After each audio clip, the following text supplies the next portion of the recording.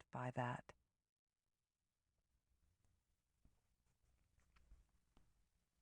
Chapter 1. I told them I was going to try to get some sleep, but I don't think I fooled anyone. None of us would sleep that night. I hadn't even tried. I was still wide awake, sitting in a chair across the room from the too-wide bed, staring at it as if it were a stranger in my house, thinking too much, repeatedly, relentlessly, recalling that the last thing my husband and I had done together was to part in anger.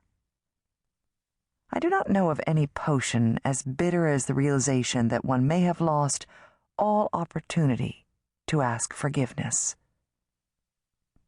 Hours earlier, I had been more complacent about making apologies. Frank didn't show up for dinner, but I figured work had held him up. After all, a homicide detective's schedule is not one you can set your watch by. As a reporter, my own hours are fairly irregular. This was not the first night one of us had eaten across from an empty place setting. I didn't have much of an appetite. I sat there, wondering how a week that had begun so gloriously had so quickly gone to hell. On Monday, Frank had been instrumental in breaking a major case. His work had led to the identification of 2 members of Hocus, a group that had been on a destructive rampage in Las Pianas for several weeks. On Tuesday, he had discovered the whereabouts of the suspected ringleader of the group, one of 2 men who were then taken into custody.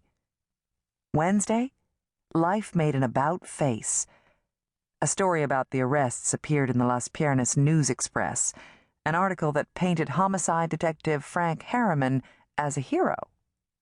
That might have been cause for celebration, except the article didn't give much credit to the other cops who had worked on the case, and worse, it included details apparently leaked straight out of classified police reports. It didn't take long for a department that had been patting Frank on the back to start pointing a finger at him, the only cop married to an Express reporter. The Hocus story had been written by our crime reporter, Mark Baker, an ace who does his own work and has no need to consult with me. It never would have been my story anyway. Because I'm married to a cop, crime stories are off limits. But most members of the police department and the district attorney's office are cynical about the press to begin with, and few would buy any of Frank's explanations about our ground rules. Frank's pressures at work quickly became pressures at home.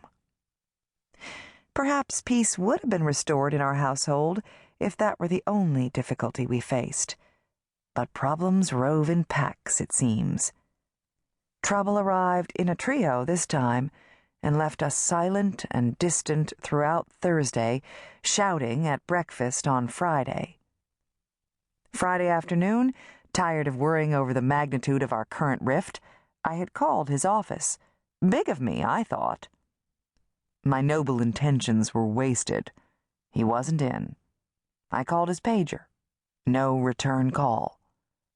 I tried a second and a third time, to no avail.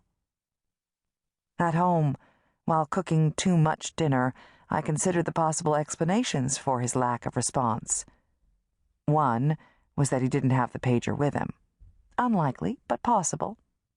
Another was that he hadn't found time to call back. Maybe. Most likely, I decided, he was ignoring me. By 8 o'clock, the leftover chicken was in the refrigerator. The dogs, Deke and Dunk, had been walked and fed. They lay at my feet but watched the door. Cody, my big tomcat, more attuned to my mood, was restless, prowling from room to room, tail snaking and snapping in displeasure. He went into the guest room, where the lights were out, and yowled. When I went in to see what his problem was, he sped out of the room, waited for me to settle into a chair, and then repeated the performance in the kitchen. We toured the house in this fashion. I had just about decided that I could make a nice pair of booties with his pelt when the phone rang. I ran to catch it before the answering machine picked up. "Irene?" a man's voice said. "Yes. Hi, Pete." Not a good sign, I thought.